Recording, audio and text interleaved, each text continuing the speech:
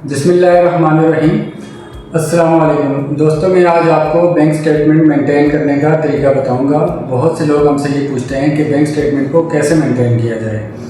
इसमें होता ये है कि बहुत से लोग अपनी बैंक स्टेटमेंट जब हमें फॉरवर्ड करते हैं या लेके आते हैं हमारे पास, तो उनकी बैंक स्टेटमेंट प्रॉपर मेंटेन नहीं होती है। अलबत्ता उन्होंने किसी से पैसे लेके रख देते हैं उसी दिन, ठीक है। यानी वीज़ा अप्लाई करने से कुछ दिन पहले वो उसके अंदर जो है ना वो अच्छी अमाउंट डिपॉजिट करवा देते हैं, 10 लाख 20 लाख 15 लाख। तो इसको बैंक स्टेटमेंट मेंटेन करना नहीं कहते। हाँ, इसमें आपका क्लोजिंग बैलेंस, इसको ये कह सकते हैं कि क्लोजिंग बैलेंस आपका ठीक है, लेकिन ये आपकी proper bank statement properly maintain नहीं है, क्योंकि सिर्फ बैंक स्टेटमेंट नहीं प्रोवाइड करनी होती है, साथ अकाउंट मेंटेनेंस लेटर भी प्रोवाइड करना होता है। और बैंक स्टेटमेंट देखते हैं कि वो आया आपकी इनकम जो है वो सोर्स ऑफ इनकम जो आपने वहाँ पर बताया हुआ है उसी के मुताबिक आपकी इनकम हर महीने में आ रही है या नहीं आ रही है। यानी 6 मंथ की बैंक स्टेटमेंट को शो करने का या उनको 6 मंथ की बैंक स्टेटमेंट देने का मतलब ये है कि 6 मंथ तक प्रॉपरली आपकी जो इनकम आपने शो की हुई है सेम अमाउंट उधर आ रही है या नहीं आ रही है। तो ये आपने बताना होता है, इसको प्रूफ करना होता है आपने। अब हम बताएं, अभी आपको मैं ये बताऊंगा कि 3 तरह की बैंक स्टेटमेंट होती है, वो तकरीबन कैसे मेंटेन होती है। यानी वो लोग जो जॉब कर रहे हैं, यानी सैलरीड पर्सन, उन्होंने अपनी बैंक स्टेटमेंट कैसे मेंटेन करनी है। दूसरे वो लोग जो बिज़नेस कर रहे हैं वो अपनी बैंक स्टेटमेंट को कैसे मेंटेन करेंगे। और तीसरे वो लोग जो जॉब भी कर रहे हैं और साथ साथ पार्ट टाइम बिजनेस वगैरह भी कर रहे हैं वो। तो इन सब की जो है ना बैंक स्टेटमेंट के बारे में मैं थोड़ा थोड़ा आपको बताऊँगा, उसी हिसाब से आपने अपनी बैंक स्टेटमेंट को मेंटेन करना है। सबसे पहले हम ये बात कर लेते हैं कि जो सैलरीड पर्सन है, जॉब वाले बंदे हैं, वो अपनी बैंक स्टेटमेंट को कैसे मेंटेन करेंगे। अच्छा, जो सैलरीड पर्सन है उनकी हर महीने की ज़ाहिर सैलरी सेम अमाउंट में आ रही होती है। सालाना इंक्रीमेंट लग जाए तो लग जाए, अदरवाइज़ उनकी सैलरी तकरीबन सेम ही होती है। लेट्स से कि एक बंदे की जो है ना वो जॉब कर रहा है और उसकी सैलरी जो है ना वो 3 लाख रुपये है। अब हर महीने के अंदर 3 लाख रुपया उसकी यकम से लेके 5 के अंदर उसकी सैलरी के तौर के ऊपर उसके अकाउंट के अंदर आ जानी चाहिए, ठीक है। उसी में से वो अपने घर के एक्सपेंसेस को शो करेगा, ठीक है, उनको यानी मेंटेन करेगा। 3 लाख रुपये किसी की सैलरी है। अब 3 लाख रुपया हर महीने की यकम तारीख को आ रही है।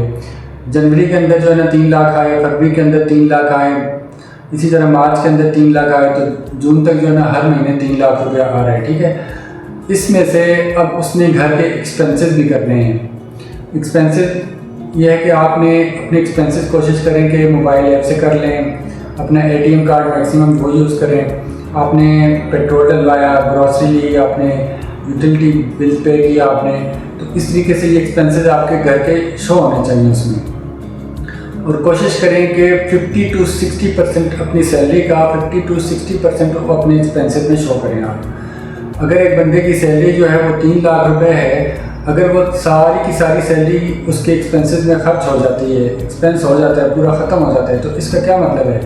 इसका मतलब ये है कि अब उसके पास सैलरी कुछ भी नहीं बची है, तो वो घूमने फिरने के काबिल नहीं है, वो अपने लिए एक्टिविटीज़ के लिए अहल नहीं है, वो कहीं जा नहीं सकता है, घूम फिर नहीं सकता है, क्योंकि उसके घर के जो एक्सपेंसेस हैं वही इतने ज़्यादा हैं कि उसको एक्स्ट्रा जो एक्टिविटीज़ हैं उनके करने का मौका ही नहीं मिलता है। तो कोशिश करें कि आपका अपने सैलरी का 50 to 60% जो है ना वो आपका एक्सपेंस होना चाहिए। बकाया 40% से 45% 50% तक भी आपका सेविंग शो होनी चाहिए। 3 लाख रुपये आपकी सैलरी है और आपने 60% आपने इसको एक्सपेंसेस में शो कर लिया, तो ये तकरीबन बन जाता है 60% 1,80,000 रुपया। तो आपकी सैलरी में से 1,80,000 रुपया गया, तो पीछे आपके पास सेविंग हर महीने कितनी बची, 1,20,000 रुपया। अब 1,20,000 रुपये हर महीने आपकी सेविंग शो होनी चाहिए। ये बिल्कुल एग्जैक्ट फिगर नहीं हो सकता है, लेकिन ये आपने प्लस माइनस थोड़ा सा करने हैं। यानी ऐसे समझें कि 1,80,000 रुपये एक्सपेंस है, वो आपका 1,70 भी हो सकता है, ठीक है, वो आपका 1,90 भी हो सकता है, 2 तक भी हो सकते हैं। तो तकरीबन आपका जो एवरेज चलना चाहिए ना वो एवरेज इसी हिसाब से चलना चाहिए, तकरीबन 50 to 60 के दरमियान में, ठीक है। अब आपको जब हर महीने 1,20,000 रुपया सेविंग हो रही है, तो इसका क्या मतलब है कि 7,20,000 रुपये आपने 6 महीनों में सेव कर लिए और आपके पास ओपनिंग बैलेंस भी था। तो ओपनिंग बैलेंस आपके पास लेट्स से के 1 मिलियन था, ठीक है। जब आपने यानी यकम जनवरी से आपने शो किया तो यकम जनवरी को आपके अकाउंट में पैसे कितने शो हो रहे थे? 10 लाख रुपया। 1 मिलियन यानी 10 लाख रुपये शो हो रहा था और 7,20,000 रुपये ये 6 महीनों में ये सेव हो गया आपके पास। तो ये अब आपकी टोटल बन गई 17,20,000 रुपये। अच्छा, इसमें एक चीज़ का ख्याल आपने ये रखना है कि जो आपने स्टार्ट में इनकम बाद लोग जो है ना वो मेंटेन करने से कुछ दिन पहले रखते हैं, तो वो आपने अगर यकम तारीख को से लेके यकम जनवरी वाली बीच में फिगर आ रहा है उसी तारीख को आपने ओपनिंग बैलेंस वाले पैसे नहीं डलवाने हैं, आपने उससे 2-3 दिन पहले डलवाने हैं। मेरे पास एक केस आया था यूके के लिए, उसको हमने रिफ्यूज़ कर दिया कि आप इसको भी फिलहाल ना करें, आप कुछ दिन बाद इसको करें। केस आया था यूके के हवाले से, रिफ्यूज़ल केस था। तो उन भाई साहब ने क्या किया कि उनको मेंटेन तो किसी ने करने का तरीका बता दिया। क्या किया कि उसकी जो स्टार्टिंग जो थी ना यानी यकम जनवरी, उसी डेट को उन्होंने पैसे रखवाए और उसी डेट की उन्होंने बैंक स्टेटमेंट निकलवा ली, ठीक है। यानी उसको बीच में सामने ले आए।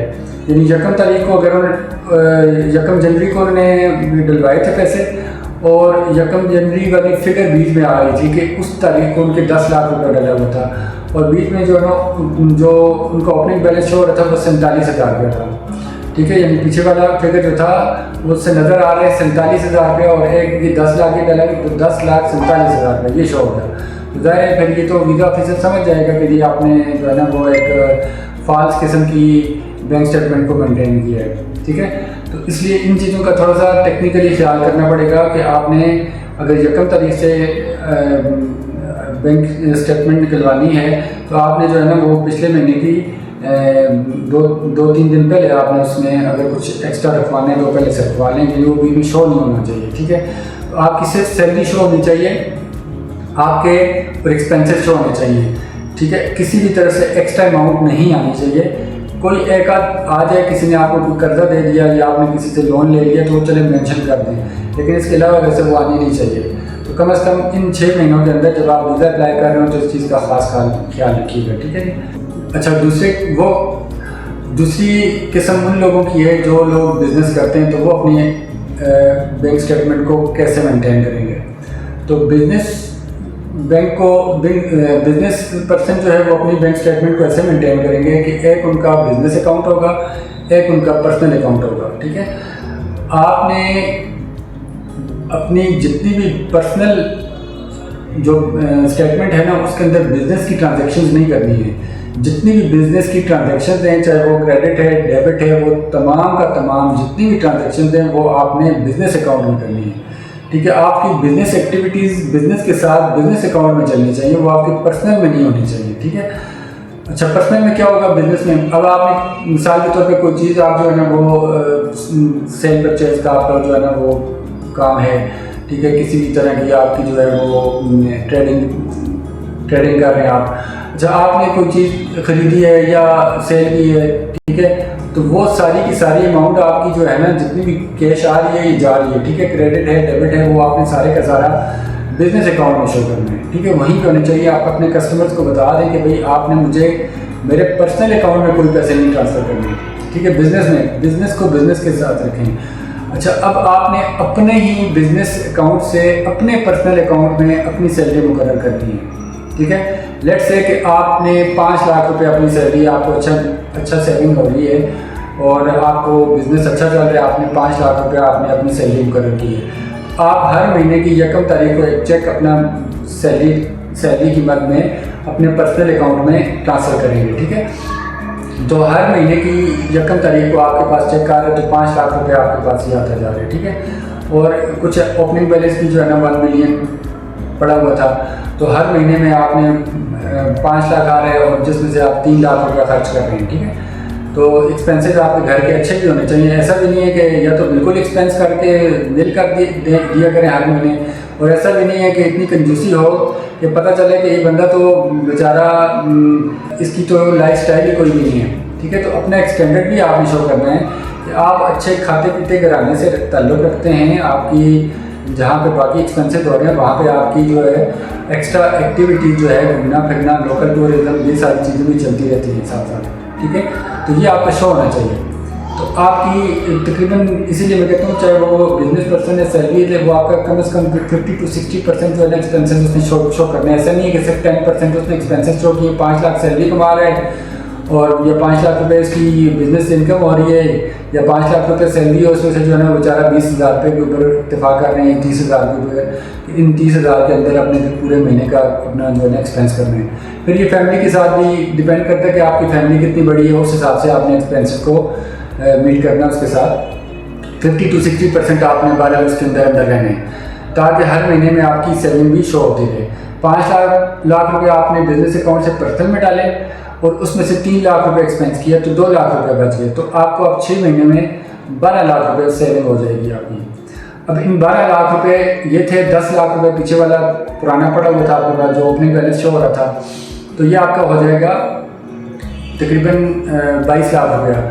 अब ये 22 लाख रुपये सिंगल पर्सन के लिए चले इनफ है। थोड़ा सा अगर ओपनिंग बैलेंस शो करेंगे ज़्यादा, अगर किसी अच्छे डेवलप्ड कंट्रीज के लिए फर्ज करें आप शेंजन के लिए अप्लाई कर रहे हैं या यूके के लिए, तो कोशिश करें कि आपका तकरीबन 3 मिलियन तक हो तो ज़्यादा इनफ है, काफ़ी है। ठीक है, 2.5 से ऊपर होना चाहिए और 2.5 से कोशिश करें कि कम ना हो सिंगल पर्सन अगर अप्लाई कर रहे हैं। तो उस हिसाब से आप जो है ना वो देख लें कि ओपनिंग बैलेंस कितना रखना है, ताकि इसको हर महीने जब आपको 2 लाख रुपये सेविंग करेंगे 12 लाख ही हो जाएंगे। उससे पीछे आपने जो है ना वो अगर 25 लाख रुपये रखना है या 25 से 30 लाख रुपये रखने हैं, तो आप कोशिश करें कि तकरीबन 16-17 लाख रुपये ओपनिंग बैलेंस रखें, फिर 12 ये हो जाएगा। तो इस हिसाब से आपको आपका ये पर्सनल भी मेंटेन हो जाएगी। अब इस पर्सनल अकाउंट में आपने कोई लोन, कोई चीज़, कोई अपने बहन भाइयों से कहीं किसी तरफ से भी अपने पैसे इस अकाउंट में नहीं मंगवाने। कुछ भी चीज़ मंगवानी है आपने, कोई भी पैसे आपने मंगवाने हैं या किसी को देने हैं, वो आपने अपने बिजनेस वाले से देने हैं, अपने पर्सनल से नहीं देखने। पर्सनल से आपने अपने सिर्फ घर के एक्सपेंसेस को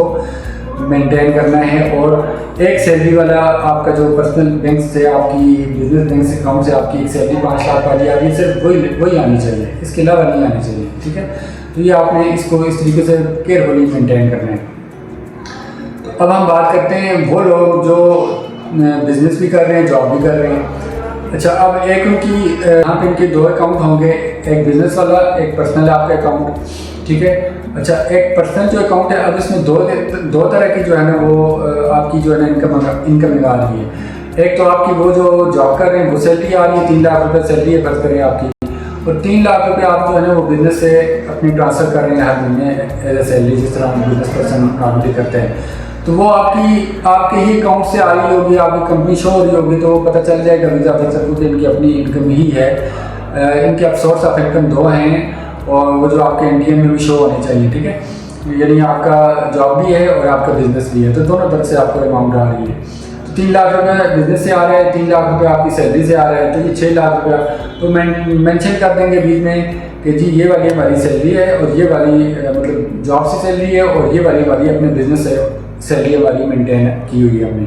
तो ये 6 लाख रुपये आ रहे हैं, इसमें से फिर आप जो है ना वो 3 लाख 4 लाख रुपये जो भी एक्सपेंस करने हैं घर का वो करेंगे। बकाया आपकी सेविंग होगी जो आपने एक्स्ट्रा एक्टिविटीज़ के लिए, लीजर पर्पज़ के लिए जो है ना वो आप इसको यूज़ कर सकते हैं। तो फिर वीज़ा ऑफिसर इसके ऊपर एतराज़ नहीं करेगा कि इनकी सेविंग है, इसको ज़ाहिर है इन्होंने इसी पर्पज़ के लिए रखा हुआ है, इसमें आप इसको मुख्तलिफ़ तरीके से सेविंग बंदा जो करता है ना मुख्तलिफ़ तरीके से, कुछ लोग इसकी प्रॉपर्टीज़ बना लेते हैं, कुछ घूमते फिरते हैं, तो वो सारी चीज़ें ज़ाहिर सेविंग से ही होती हैं। तो सेविंग अगर अच्छी शो होगी तो आप इसके लिए फिर आपको प्रॉब्लम नहीं होगी और आप उस सेविंग से अपने लिए मज़ीद प्रॉपर्टीज़ भी ख़रीद सकते हैं। ठीक है, और वो भी आपकी एक प्लस पॉइंट हो जाएगा, और अगर आपने घूमना फिरना है तो वो भी आपके लिए प्लस पॉइंट होगा। तो मेरे ख्याल में काफ़ी डिटेल से बात कर ली आपको। मज़ीद अगर किसी को कुछ समझ नहीं आई है तो वो कमेंट सेक्शन में पूछ सकता है।